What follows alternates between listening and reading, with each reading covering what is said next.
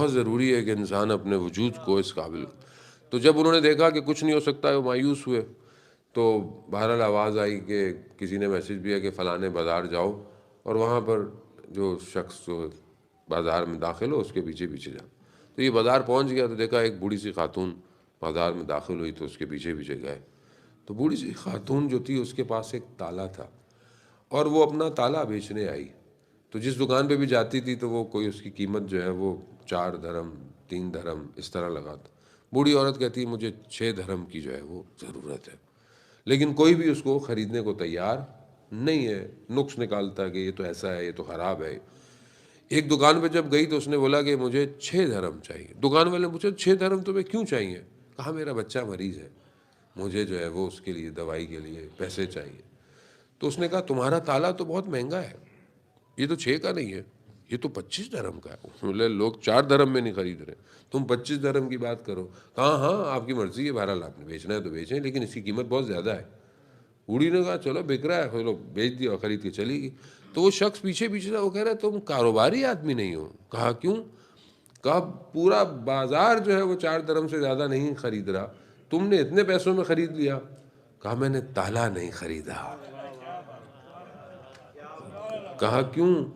کہا کیونکہ اس کا بچہ مریض ہے تو ظاہر ہے اس کو بعد میں خوراک کی بھی ضرورت ہے، باقی چیزوں کی بھی ضرورت ہے. میں نے تالا نہیں خریدا، میں نے رضا خریدی ہے.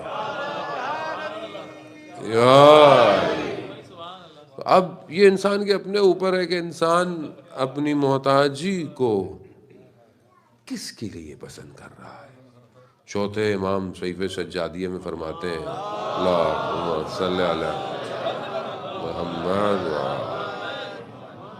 امام فرماتے ہیں یا غنی الاغنیاء انا افقر الفقراء.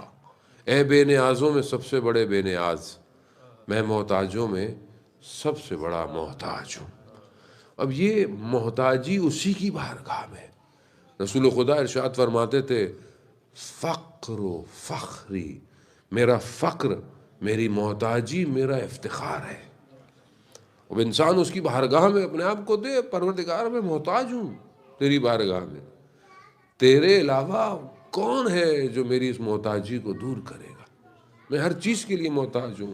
میں بولنے کے لیے محتاج ہوں، میں حافظے کے لیے محتاج ہوں، میں دیکھنے کے لیے محتاج ہوں، میں سننے کے لیے محتاج ہوں. تو ذرا سا میرا سسٹم آؤٹ کر دیں تو کچھ بھی نہیں کر سکتا. تو اصل انسان کا وجود محتاج ہے، لیکن وہ اس کو درک نہیں کر رہا. جو سالم عقل ہوتی ہے وہ اس کو درک کرتی ہے کہ خدا کی راہ میں فقر جو ہے وہ محبوب ہے. یعنی اس سے انسان محبت کرے، اس کو پسند کرے کہ ہاں میں تیرا محتاج رہوں، دوسرے کا محتاج نہ رہوں. اگلی صفت کی طرف بڑھتے ہیں تو امام فرماتے ہیں کہ خدا کی لیے ذلیل ہونا خدا کے دشمن کے قریب عزت سے بہتر ہے. یعنی خدا کے لیے اگر ذلت ہو رہی ہے، رسوائی ہو رہی ہے، خدا کے لیے ہو رہی ہے، نہ کہ میں خدا کے دشمن کے پاس جاؤں اور وہ مجھے عزت دے. اب یہی ہے کہ خدا کے لیے اگر آپ کو دنیا چھوڑ بھی دے تو کوئی فرق نہیں پڑتا. ویسے بھی آپ خدا کے لیے جو بھی کریں، اگر اکیلے بھی رہ جائیں، حدیث قدسی میں کئی مجلس میں بیان کر رہا تھا کہ جو ہے وہ خدا خود حدیث ہے کہ اگر کسی کو خدا کچھ دینا چاہے اور پوری دنیا اس کے مخالف ہو جائے پھر بھی وہ اسے روک نہیں سکتے، اور اگر خدا کسی کو رسوا کرنا چاہے اور پوری دنیا اس کا ساتھ دے مگر اس کی رسوائی کو روک نہیں سکتے. اسی لیے عزت کو خدا کی بارگاہ میں رکھ. امام حسن عسکری علیہ الصلوۃ والسلام کا واقعہ، اللہم صلی علی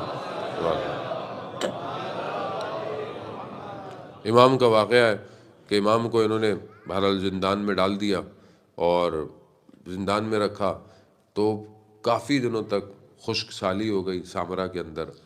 نہ کوئی کاشت ہے، نہ پانی ہے، نہ بارش ہے. کافی عرصہ ہو گیا تو لوگوں نے 3 دن جا کر لگاتار نمازیں پڑھی، نماز استغفار کہ بارش آئے. بارش نہیں آئی.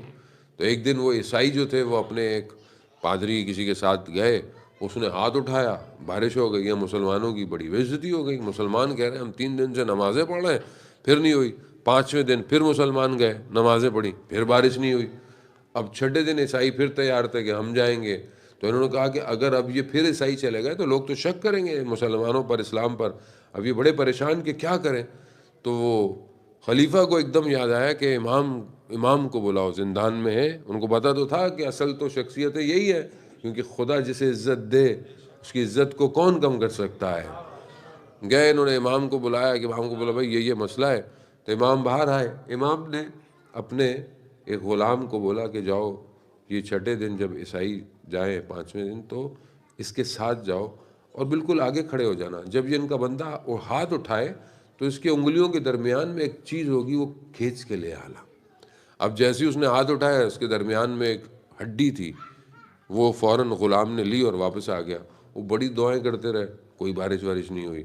उनकी भी बड़ी इंसल्ट सी हो गई, वो भी शर्मिंदा हो के वापस आए। तो फिर खलीफा ने पूछा कि इस चीज़ में क्या था।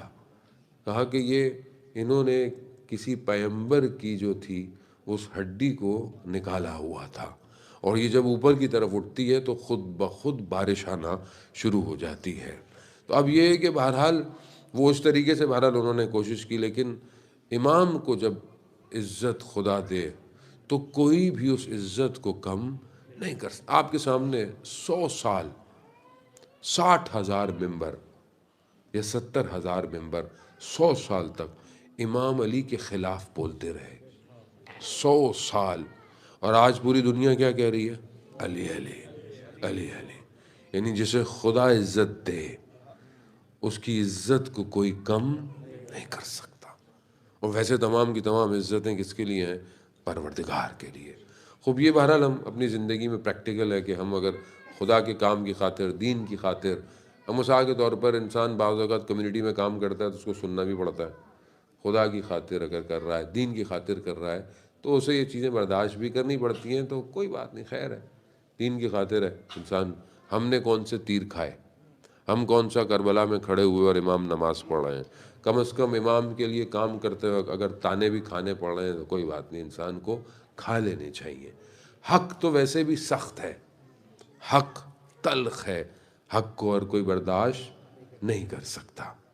आगे चलें, 8वीं और 9वीं जो सिफत है जो कि इमाम ने सालिम अक़ल के लिए बयान की, वो ये है कि जिसकी अक़ल सालिम होती है वो गुमनामी को पसंद करता है शोहरत के मुकाबले में।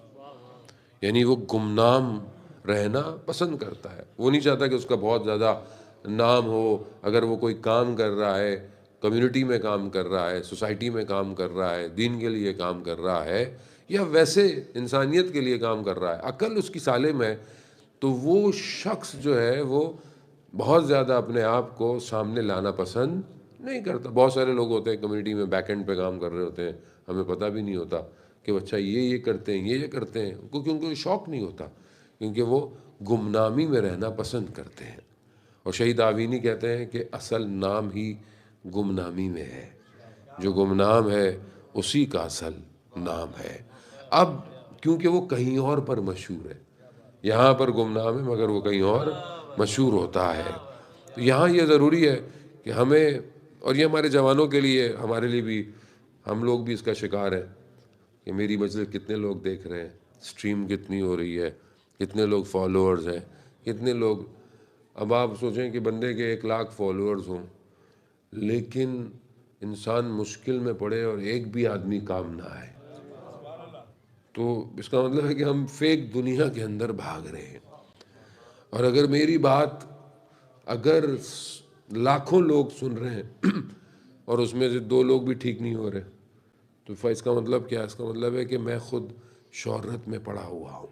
अब ये दुनिया की जो शोहरत है, वैसे भी ये इंसान को कुछ नहीं देती है जाने मोहतरम। हाँ, खुदा जिसे चाहे इज़्ज़त दे, खुदा जिसे चाहे शोहरत दे, उसे कोई छीन भी नहीं सकता। अगर किसी के दिलों में मोहब्बत है तो ना पैसों से डल सकती है, ना ये मोहब्बत आप तलवार से डाल सकते हैं। मौला कायनात का अपना है कि इमाम की जो मोहब्बत है, जिसके दिल में मोहब्बत है, उसकी गर्दन पर तलवार भी आ जाए तो वो इश्क अली को अपने दिल से नहीं निकालता। या اور جس کے اندر منافقت ہے اس کو بھی آپ تلوار لے آئیں، وہ منافق ہی رہے گا۔ تو یہ گمنامی میں اصل نام ہے، اور یہی عزیزان محترم آپ سوسائٹی میں بھی آپ یہ فارمیشن آف اے سوسائٹی ہے۔ مثال کے طور پر میں اگر کوئی کام کروں تو میں بولوں نہیں کہ بھائی یہ میں نے کیا وہ میں نے کیا، اگر کام اللہ کی خاطر ہے تو بس خدا کی خاطر ہے۔ بہت سے لوگ ہوتے ہیں فیملی میں اچھا کام کرتے ہیں، مطلب ایک دوسرے میں گھر میں بات ہوتی ہے، گھر والے کہتے ہیں ارے بھائی دیکھیں آپ تو اتنا کرتے ہیں لیکن آپ کا نام ہی نہیں ہے۔ تو اگر یہ کام اللہ کے لیے ہے تو کیا فرق پڑتا ہے؟ بھئی ہم نے ان کے ساتھ اچھا کیا، یہ بہت زیادہ ہوتا ہے فیملی میں، ہم نے ان کے ساتھ بہت اچھا کیا مگر وہ تو ہمارے ساتھ کچھ کرتے ہی نہیں ہیں۔ تو آپ نے اچھا کس کے لیے کیا ہے؟ اس لیے کیا ہے کہ وہ بھی آپ کے ساتھ اچھا کریں، تو پھر اس کا مطلب ہے آپ ریوارڈ دنیا میں چاہ رہے ہیں۔ اگر آپ نے یہ کام خدا کے لیے کیا ہے تو وہ خدا پہ چھوڑ دیں، دنیا ویسے بھی کیا ریوارڈ دے گی جو خدا ریوارڈ دے گا آپ کو۔ تو یہ بہت ضروری ہے کہ یہاں انسان ایک شہید کہ جو گمنام شہداء میں تھا، ایسے شہداء کہ جن کو بدن کا کچھ حصہ ملا اور نہ ان کے نام پتہ تھے نہ کوئی نیم پلیٹ تھی کچھ، تو وہ ایک ساتھ دفنائے جاتے تھے، ان کی قبروں پہ لکھا ہوتا تھا کہ گمنام شہداء۔ تو ایک والدہ جس کا بیٹا گیا ہوا تھا، بہت عرصہ ہو گیا، اس نے اتنا گریہ زاری کیا، اتنا کیا کہ خواب میں بیٹا آ گیا کہ فلانی جگہ پہ میری قبر ہے، وہ جو گمنام شہداء ہے اس میں درمیان میں میری قبر ہے۔ اب اس نے جا کے خواب بتایا، انہوں نے ڈی این اے ٹیسٹ کیا تو وہ وہی نکلا، تو اس کی قبر کے اوپر سے نام گمنام ہٹا کے اس کا نام لکھ دیا۔ اس کے بعد وہ اپنی ماں کے خواب میں آیا اور اس نے کہا ماں بڑا ظلم کیا میرے اوپر۔ کہا کیوں؟ کہا کہ ماں جن کی قبریں گمنام ہیں نا ان کی قبروں پہ سید زہرا سلام اللہ علیہ تشریف لاتی، سیدہ خود آتی ہیں۔ کیوں؟ کیونکہ ظاہر ہے جو گمنام ہے، کیونکہ بی بی کا اپنا مرقد بھی گمنام ہے، کسی کو نہیں پتا سوائے امام زمانہ کے، کسی کو نہیں پتا کہ گمنام ہے، تو وہ گمنامی بہت ضروری ہے۔ تو اب بہرحال ہم دیکھیں اپنی زندگی میں کہ ہم نام چاہتے ہیں یا گمنامی چاہتے ہیں۔ درود بھیج محمد والے محمد۔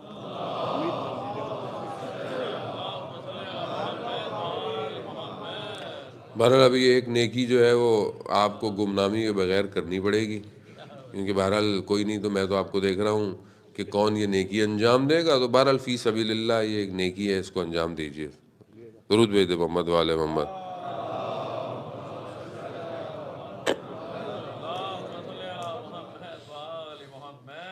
بہرحال جتنی دیر میں آپ یہ کہہ رہے ہیں، میں 10ویں اور آخری صفت آپ کو بعد میں بتاؤں گا انشاءاللہ۔ میں اس سے پہلے جو ہے وہ کچھ امام حسن عسکری علیہ السلام کے اقوال آپ کی خدمت میں بیان کرتا ہوں۔ درود بھیج دے محمد والے محمد۔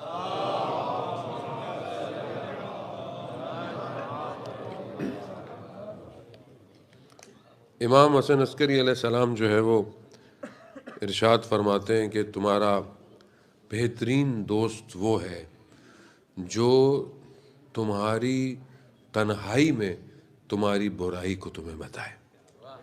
بہترین دوست وہ ہے جو تمہاری تنہائی میں تمہاری برائی کو بتائے، کیونکہ جب وہ لوگوں کے سامنے بتائے گا تو مزید فساد کا امکان ہے۔ تو اگر آپ کا کوئی اچھا دوست ہے تو وہ آپ کی برائی کو لوگوں کے درمیان میں نہیں بلکہ آپ کو تنہائی میں بتائے گا۔ امام ایک اور حدیث میں ارشاد فرماتے ہیں کہ دو طرح کا جمال ہے، دو طرح کا حسن ہے۔ ایک حسن ظاہری ہے کہ انسان کی شکل و صورت حسین ہو، کہا یہ بھی جمال ہے، مگر امام فرماتے ہیں کہ اس سے بہتر جمال انسان کا باطن ہے کہ وہ کتنا خوبصورت ہے۔ تو بہرحال ہم کوشش کریں کہ جب انسان بہرحال معاشرے کو اصلاح کرنا چاہتا ہے تو وہ اپنے اندر باطنی جمال لے کر آئے، باطنی حسن لے کر آئے۔ یہ بہت ضروری ہے کہ انسان جو ہے وہ بہرحال اس کی طرف بڑھے۔ 10ویں اور آخری صفت اور آپ سے التماس دعا، انشاءاللہ پھر خدا کل توفیق دے اور کل مومنین کے درمیان میں حاضر ہوں انشاءاللہ منڈے کو، پھر خدا ہمیں توفیق دے بشرط زندگی جو ہے وہ جشن جو ہے وہ یہیں پر کیا جائے گا۔ عزیزان محترم، 10ویں اور آخری صفت امام فرماتے ہیں کہ جس کی عقل سالم ہے، 10ویں صفت ان ساری خلاصوں کا، ساری صفت کا مجموعہ ہے، یعنی یہ 9 جمع ہوں تو 10ویں بنتی ہے، اور وہ کیا ہے کہ جس کی عقل سالم ہے وہ جب بھی کسی کو دیکھے تو کیا کہے، یہ مجھ سے بہتر ہے. یعنی جب بھی کسی کو دیکھے تو کیا کہے، یہ مجھ سے بہتر ہے. یہ سالم عقل کی نشانی ہے. لیکن ہم تو اپنے علاوہ کسی کو اچھا سمجھتے ہی نہیں. ہمارا تو مسئلہ یہی ہے، ہم دوسرے کو دیکھیں، ہم تو دیکھے بغیر بتا دیتے، دیکھے بغیر ہم اپنے آپ کو اچھا اور دوسرے کو برا کر دیتے ہیں. آپ دیکھیں ہم کہاں ہیں اور ائمہ کے اقوال کہاں ہیں. کتنا تضاد ہے سوسائٹی میں، کتنی. آپ یقین کریں تحفۃ العقول اور ایسی کتابیں جو احادیث سے بھری ہوئی ہیں، مجمع البیان جو بحر التفاسیر ہے ان کے ذیل میں جتنی ہیں، اور احادیث کے باقی مجموعے، نہج البلاغہ، آج ہمارے ممبر سے کتنا بیان ہوتا ہے.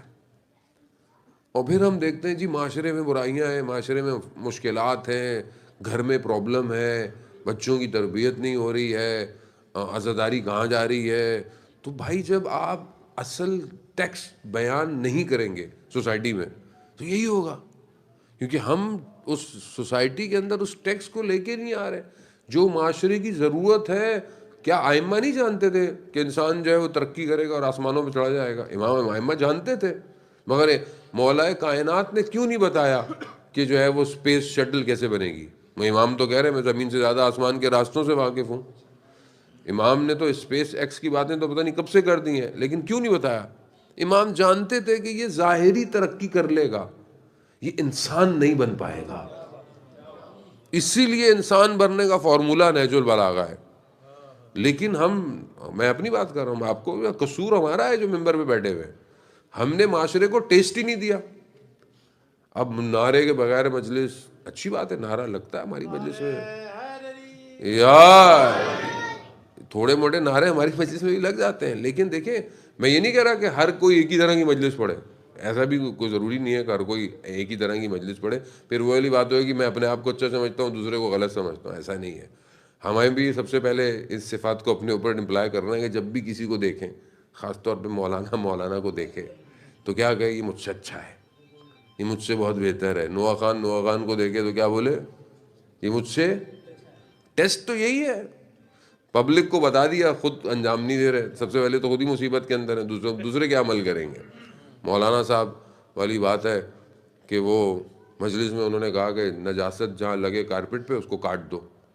گھر گئے دیکھا کارپٹ میں سوراخ ہوئے. تو پوچھا زوجہ سے کہ یہ کیا کیا؟ کہا آپ نے تو مجلس میں کہا تھا کہ جہاں نجاست اسے کاٹ دو. کہا بی بی وہ تو لوگوں کے لیے کہا تھا. تو بات یہ ہے کہ بعض اوقات ہم لوگوں کے لیے بیان کر رہے ہیں، اپنے اوپر امپلائی تو سب سے پہلے اپنے اوپر تو امپلائی کریں کہ بھئی خود آپ کیسے ہیں.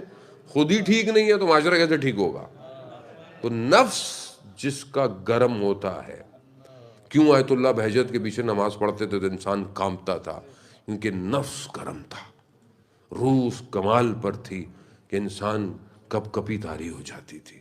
عزیزان محترم، تو بہرحال اپنے آپ کو بہتر کریں، اوریجنل ٹیکسٹ کی طرف جائیں، معاشرے کو صحیح فارمیشن کی طرف. آپ ویسٹ میں رہ رہے ہیں، اتنے سالوں سے رہ رہے ہیں، اور جو لوگ بزرگ یہاں بیٹھے ہوئے ہیں بہرحال انہوں نے عزاداری کو قائم کیا، آگے لے کے گیا، اور آگے جوان بھی ماشاءاللہ آگے لے کے جا رہے ہیں. لیکن ہر دور کے حساب سے عزاداری کا سٹرکچر ڈیفرنٹ ہے. جو عزاداری بیسک ہے، مجلس ہے، ماتم ہے، یہ اس کو چینج کرنے کو کوئی نہیں کہہ رہا. اصل وہ موومنٹ ہے، اصل وہ کانٹینٹ ہے جو ڈرائیو ہونا چاہیے، اصل وہ امپلیمنٹیشن ہے کہ آپ کتنے لوگوں کو، مثال کے طور پر آپ مثلا یہاں رہ رہے ہیں، ہم نے کتنے نان مسلمس کو کنورٹ کیا، ہم نے کتنے نان مسلم کو امام حسین کی طرف دعوت دی. میں اور آپ روز آ رہے ہیں، میں اور آپ ہر سال آ رہے ہیں، میں اور آپ وہی کر رہے ہیں. بھائی اچھی بات ہے، خدا نے اتنی دور آپ کو کیوں بھیجا تھا؟ جو آپ پاکستان میں کرتے تھے، کراچی میں کرتے تھے، اگر صرف وہی کچھ آپ نے کرنا تھا تو پھر آپ کو یہاں کیوں خدا نے بلایا؟ ویسے ساری چیزیں آپ کو یہاں کی چاہیے، گاڑی بھی الگ چاہیے، سسٹم بھی الگ چاہیے، لائف سٹائل بھی وہ چاہیے. عزاداری نہیں صاحب وہ پرانی والی چلے گی. کیسے چلے گی؟ دنیا میٹاورس کی طرف جا رہی ہے، دنیا آرٹیفیشل انٹیلیجنس کی طرف جا رہی ہے. آپ جنریشن کو کوپ کیسے کریں گے؟ سسٹم کو ڈیولپ کریں، ڈیزائن کریں، نان مسلمز کو دیں، دنیا کو بتائیں حسین کون ہے. لیکن بہرحال ہم اس کے ذریعے سے بیٹھے ہوئے ہیں، بس وہی اپنا اپنا سیٹ اپ ہے، حسن حسین میں اور آپ بس اسی میں بٹ رہا ہے، اسی میں سب چل رہا ہے. تو پھر امام نہیں آئیں گے.